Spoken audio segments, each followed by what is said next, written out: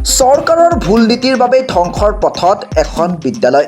এই বিদ্যালয়খনত নাই এজন শিক্ষক। হয়, আপুনি ঠিকেই শুনিছে। এইখন হ'ল বকুৰ শিক্ষাখণ্ডৰ অন্তৰ্গত ডিলিঙা আঞ্চলিক মধ্য ইংৰাজী বিদ্যালয়। বিদ্যালয়খনত এসপ্তাহ ধৰি নাই এজন শিক্ষক, যাৰ বাবে এতিয়া সমস্যাত পৰিছে ছাত্ৰ ছাত্ৰীৰ লগতে অভিভাৱকসকল। সততে শিক্ষাৰ আমূল পৰিৱৰ্তনৰ কথা কোৱা বিজেপিৰ নেতৃত্বাধীন চৰকাৰৰ দিনতেই সংঘটিত হৈছে এই ঘটনা।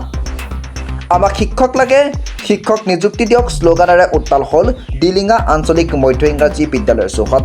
ইফালে প্ৰায় 64গৰাকী ছাত্ৰ ছাত্ৰী আছে বিদ্যালয়খনত। আৰু শিক্ষামন্ত্ৰী মহোদয়ক অনুৰোধ জনাওঁ, অনতিপলমে আমাৰ বিদ্যালয়ত পৰ্যাপ্ত শিক্ষক নিযুক্তি দিয়াৰ ব্যৱস্থা কৰে যেন, কাৰণ আমাৰ বিদ্যালয়ত বৰ্তমান এজনো শিক্ষক নাই। এয়াই আমাৰ চৰকাৰৰ ওচৰত বিনম্ৰতা অনুৰোধ। কিন্তু অতি পৰিতাপৰ বিষয় এই যে 4-5 বছৰ ধৰি নিযুক্তি দিয়া নহ'ল বিজ্ঞান আৰু হিন্দী বিষয়ৰ এজন শিক্ষক। মাত্ৰ এগৰাকী শিক্ষকৰে চলিছে বিদ্যালয়খন। অধ্যয়নৰ পৰিৱৰ্তে আজি শিক্ষকক বিচাৰি কৰিব লগা হৈছে প্ৰতিবাদ। ইতিমধ্যে সমগ্ৰ ঘটনাৰ সন্দৰ্ভত শিক্ষামন্ত্ৰী ৰণোজ পেগু, জিলা আয়ুক্ত তথা জিলা শিক্ষা বিভাগৰ কাৰ্যালয়ত নিবেদন কৰাৰ পাছতো আজিলৈকে নাপালে কোনো সঁহাৰি। সেয়েহে আজিৰ দিনটোত এনেদৰে ছাত্ৰ ছাত্ৰীসকলৰ অভিভাৱকৰ উপস্থিতিত অনুষ্ঠিত কৰা হ'ল এখন সাধাৰণ সভা। 10 তাৰিখৰ ভিতৰত শিক্ষক নিদিলে বিদ্যালয়খনত মৰা হ'ব তলা। বকুৰ পৰা ধনমণি বেধিৰ ৰিপৰ্টাৰ লাইভ অসম। আজি আমাৰ ডিলিঙা আঞ্চলিক মধ্য ইংৰাজী বিদ্যালয়ৰ এটা খুব দুখ লগা অৱস্থা। আজি আমাৰ এসপ্তাহ ধৰি শিক্ষক নাই। ল'ৰা ছোৱালীবিলাক ডেইলি স্কুললৈ আহে আৰু ঘৰলৈ গুচি যায়। তেনেকুৱা অৱস্থাত আমি অভিভাৱকসকলে আজি মিলিত হৈ এখন আমি সাধাৰণ সভা অনুষ্ঠিত কৰিছোঁ।